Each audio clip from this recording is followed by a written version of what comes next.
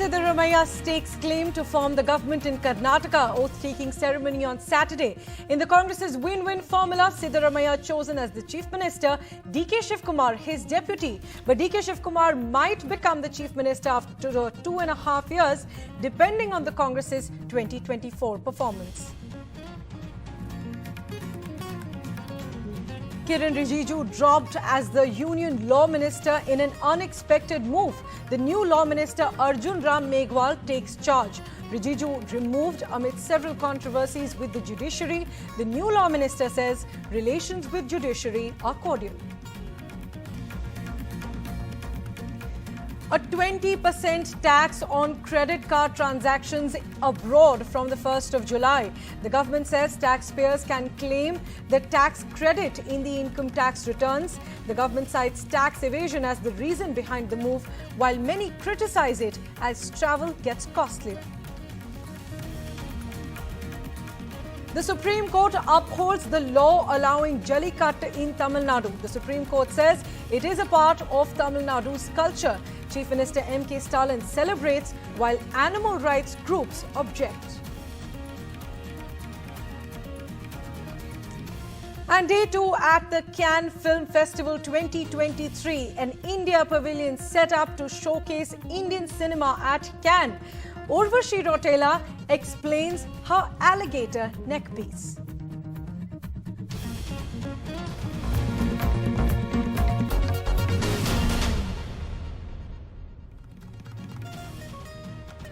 Hello and welcome to NDTV 24/7. I'm Priyanshi Sharma. Let's get you the top news stories. Our lead story, the Congress's Chief Minister choice, Siddaramaiah has met the Karnataka governor, staking claim to become the next Karnataka Chief Minister. The oath-taking ceremony will happen on Saturday at 12:30 p.m. This after the Congress came up with a win-win formula after a 5-day suspense, picking Siddaramaiah as the Chief Minister and DK Shivakumar as the Deputy CM. But the CM post has not entirely gone away from DK Shivakumar. Sources say there is a rough understanding of a 50-50 power sharing under which Mr. Shivakumar can succeed Mr. Siddaramaiah halfway through the term, depending on the party's performance in the 2024 Lok Sabha elections. But now, Siddaramaiah has met the governor, and my colleague Pratibha was there at the Raj Bhavan. Take a look at her report. I'm here outside the Raj Bhavan after many days of deliberations. Finally, the two leaders, DK Shivakumar as well as Siddaramaiah, along with 20 others, came in here at the Raj Bhavan to stake claim to form the government. And just a little while ago, they left after meeting with the governor. All we know for sure right now is that the swearing-in ceremony would take place on May 20th. And Siddaramaiah would continue as the Chief Minister and DK Shivakumar would continue as the Deputy Chief Minister. What remains to be answered is whether this kind of a power pact agreement between the two leaders would really end up with a smooth governance of the Congress after coming into power with a thumping majority. And we'll also have to see who will be the cabinet ministers, whether these guarantees that have been promised by the government would actually be put forth, whether there will be any kind of friction between the two leaders. These are all questions that are still doing the rounds. But for now, yes, the Congress has finally staked claim to form the government. So 5 days of drama and several meetings later, the Congress came up with this decision to choose Siddaramaiah as the Chief Minister. But what really went around behind the scenes as the Congress struggled to come up with the Karnataka formula and bring DK Shivakumar on board with its plan? Here is a special report. With the massive mandate in Karnataka, the Congress leadership had its task cut out to decide on who would be the Chief Minister. Siddaramaiah or DK Shivakumar both had an equal claim for the top post, but only one could be appointed. The Congress president appointed 3 observers to decide and get the views of the MLAs, 138 of them, to ensure that there was a free and fair election in terms of who had the numbers, including a secret ballot. That report was brought to New Delhi, where the 3 observers met with Mr. Kharge and other senior leaders to finalize a report and give him various options. Mr. Kharge then discussed this with Mr. K.C. Venugopal and Randeep Singh Surjewala to find a way forward. In the meantime, Mr. D.K. Shivakumar gave the Congress High Command certain hiccups. Finally, he decided to come to New Delhi. Rahul Gandhi met Congress President Mallikarjun Kharge along with General Secretary K.C. Venugopal at around 12:30 p.m. on Tuesday. Sources say it is in this particular meeting Rahul Gandhi referred to the practice of the Congress party to select the chief minister based on MLA support without taking any leader's name. After meeting Rahul Gandhi, Mallikarjun Kharge also met both D.K. Shivakumar and Siddaramaiah at around 5:30 p.m. and 6:30 p.m. on Tuesday. Congress President's office maintained that both those meetings were mere courtesy visits, but sources add that Kharge also sought the views of both these leaders on the CM issue. After meeting both these leaders, Kharge also met several state and central leaders for wider consultations throughout this Tuesday night. On Wednesday morning at around 11:30 a.m., Siddaramaiah met Rahul Gandhi. Also at around 12:30 p.m., D.K. Shivakumar also met former Congress President Rahul Gandhi. Sources add that in these two meetings, Rahul Gandhi told both the leaders to abide by the decision of the party president and to work in the interest of the party. After meeting Rahul Gandhi at around 2 p.m., D.K. Shivakumar also met Congress President Mallikarjun Kharge, and sources add it is in this meeting for the first time D.K. Shivakumar was informed about the decision of the party over the chief minister issue. Sources add that Kharge told D.K. Shivakumar that Siddaramaiah will be the chief minister because he enjoyed majority MLA support, and sources add that D.K. Shivakumar was not ready to accept the decision, and also because Mallikarjun Kharge was also struggling to find a solution here, and that's when former Congress President current UPA chairperson Sonia Gandhi entered the scene. Sources said at around 7 p.m. Mallikarjun Kharge had a conversation with Sonia Gandhi over phone call, and that's where party took a firm decision to select Siddaramaiah as the next chief minister because he enjoyed majority MLA support. But after taking a final decision also, party had several meetings in order to ensure that D.K. Shivakumar gets on board. And that's where Mallikarjun Kharge along with K.C. Venugopal and Randeep Surjewala had almost 2-hour meeting at Kharge's residence to discuss ways and options to bring D.K. Shivakumar on board with this decision. It was in this 2-hour-long meeting for the first time the party high command put forward an offer, a formula in front of D.K. Shivakumar. He was offered the Deputy Chief Minister's post, plum portfolios for MLAs supporting him, and he could continue as the PCC chief. D.K. Shivakumar left this meeting without confirming or rejecting the formula till late evening. At 10 p.m. then, K.C. Venugopal went and met Siddaramaiah and conveyed the party high command's decision to him. Later, in a meeting with D.K. Shivakumar at 11 p.m., party's decision was conveyed to D.K. Shivakumar, and K.C. Venugopal convinced him to come on board. The focus now shifts to Karnataka and the Lok Sabha elections, where both Mr. Siddaramaiah and D.K. Shivakumar have been given the task and responsibility to ensure that the Congress gets a resounding victory in the Lok Sabha elections. The key will be implementing the minimum guarantee program and ensuring that they work as a cohesive unit. And now moving on, big revelations have been made against the former NCB officer Sameer Wankhede in the Vigilance Report.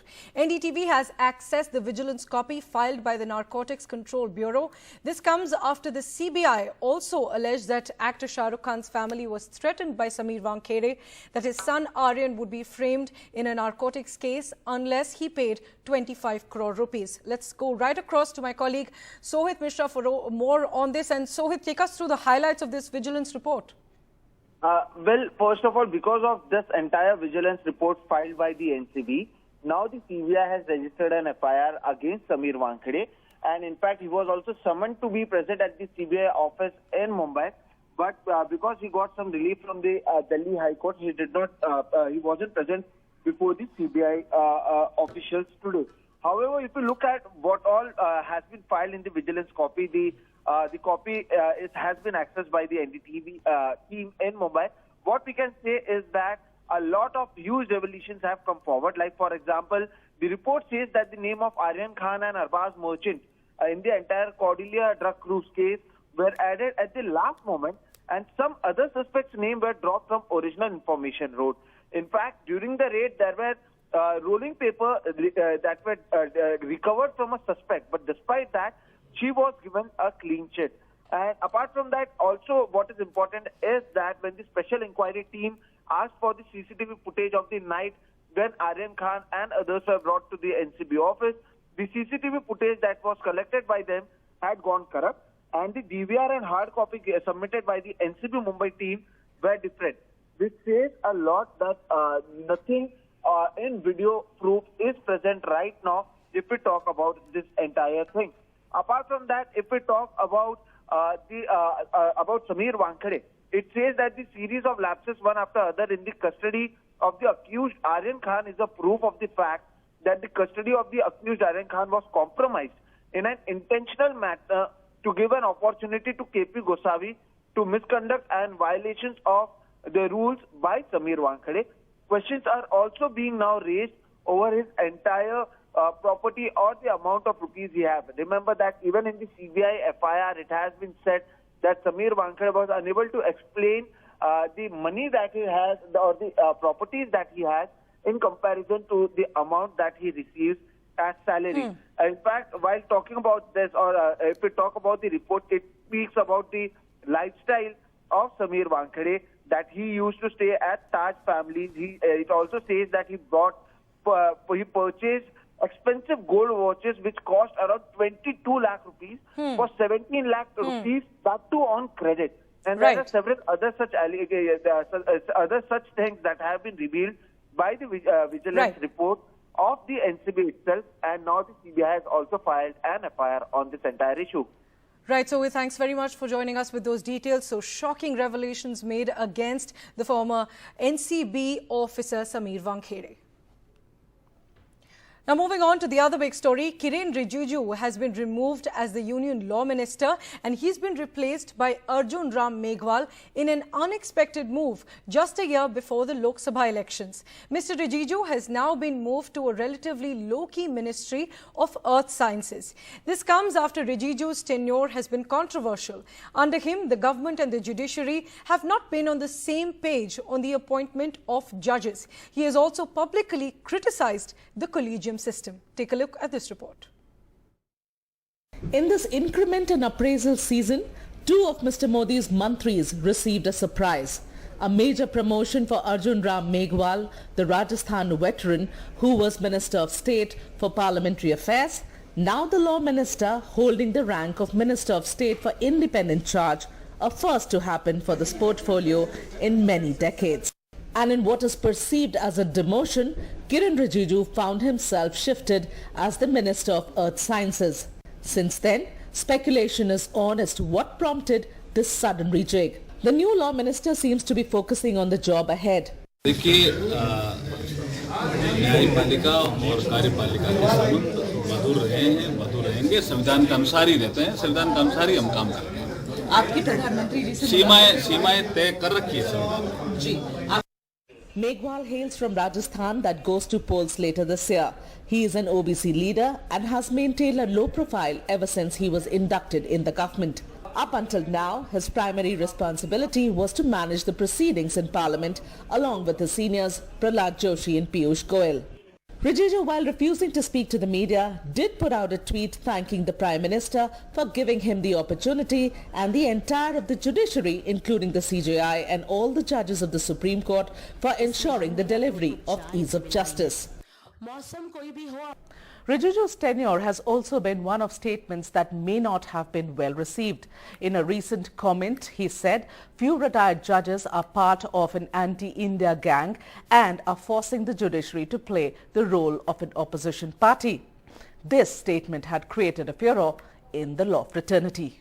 Rijiju was also a very vocal critic of the collegium system of appointing judges. Listening to this statement of his. दुनिया में कहीं भी जजेस अपने जो बिरादरी के उसको अपॉइंटमेंट नहीं करते हैं, जजेस अपॉइंट नहीं करते हैं। आज के समय में जो मैं देखता हूं और देश का कानून मंत्री होने के नाते मैं जो फील करता हूं कि आधा समय जजों का दिमाग और समय अगले जज किसको बनाना है उस पे ज्यादा खर्च हो रहे हैं। The Modi government so far had just 2 ministers of state with independent charge. Jitendra Singh, who up until now held the Science and Technology and Earth Sciences portfolio, and Rao Jitendra Singh. Meghwal's elevation makes him the third. Constantly being at loggerheads with the Supreme Court judges did not go down well either with the government or the judicial fraternity. And just last month, even a big chunk of prominent lawyers in Delhi had turned against the minister. But so far, the BJP and the government is extremely tight-lipped on the reasons for this sudden switch. In New Delhi, Megha Prasad for NDTV. Time for a short break now. More news on the other side. Stay tuned. Big B took a bike ride to work to avoid traffic jam on his way to a shoot location. Amitabh Bachchan is known to be punctual, and this time he took a special ride to ensure he's on time. He got a lift from a stranger, but he faced questions over not wearing a helmet. Here's our report. Dawn को पकड़ना मुश्किल ही नहीं नामुमकिन है. Amitabh Bachchan in his iconic film Dawn says it's not easy to catch him. But recently, he was caught flouting rules when he posted a picture of himself on a bike without a helmet. But turns out that's not the complete story. At least that's what Big B says after the Mumbai police took note of the traffic violation. I'm Arun Singh, and if you're not aware about the controversy, I've got you covered. Mr. Bachchan posts this picture writing, "Thank you for the ride, buddy. Don't know you, but you obliged and got me on time to location of work faster and in avoidance of the unsolvable traffic jams." Several users pointed out, without helmet, law should be same for everyone. Mumbai Traffic Police responded to such complaints too. And then came Big B's clarification in his blog. One lane in the Ballard estate blocked off by police permission for shoot. The lane barely 30 to 40 meters. The dress I wear is my costume for the film, and I am just fooling around by getting on the bike of a crew member, not even moving anywhere but giving the impression that I traveled to save time. Yeah, that was the climax of this entire controversy. Although a few days ago, even Anushka Sharma was seen taking a bike ride without a helmet with her bodyguard after a roadblock, and a challan was issued by the Mumbai police. With camera person Ashwini Mehra, Arun Singh for NDTV.